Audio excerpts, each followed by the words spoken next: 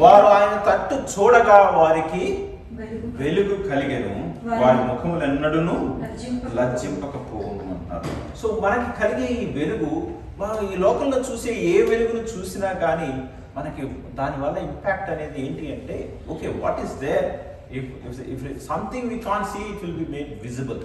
But ఆశ్చర్యకరమైన వెలుగు ఏంటి అంటే, మన లోపల ఉండే భయాన్ని వెళ్ళగొట్టేటటువంటిది. మనం ఈ లోకంలో జీవించేటప్పుడు మనం అందరం కూడా ఎట్లా జీవిస్తున్నామంటే, భయంతో జీవిస్తాం. ఈ రోజు ఏమవుతుందో, రేపు ఏమవుతుందో, వీసా రానంత వరకు వీసా గురించి ప్రాబ్లం ఉంటుంది. వీసా వచ్చేసిన తర్వాత అమ్మాయ్యా అనుకుంటాం, కానీ తర్వాత మళ్ళీ ఏదో ఇంకోటి మొదలవుద్ది, ఇంటిది మొదలవుద్ది, ఈఎంఐ మొదలవుద్ది, లోన్ మొదలవుద్ది, జీవితాంతం భయం. ఏదో ఒకటి, అదైతే ఏమవుతుంది, జాబ్ పోతే ఏమవుతుంది, ఇదైతే ఏమవుతుంది, ఇట్లాగే మనం భయంతో జీవిస్తూ ఉంటాం. కానీ దేవుడు ఏమంటే, వారు ఆయన తట్టు చూడగా వారికి వెలుగు కలిగెను. ఆ వెలుగు వల్ల ప్రయోజనం ఏంటి అంటే, నాకు కలిగిన భయములన్నింటిలో నుండి ఆయన నన్ను తప్పించాను.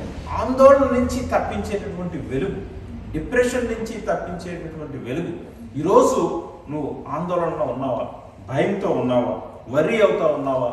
మెయిన్ రీజన్ ఏంటి అంటే, ఆ ఆశ్చర్యకరమైన వెలుగులోనికి నువ్వు రావట్లేదు కాబట్టి.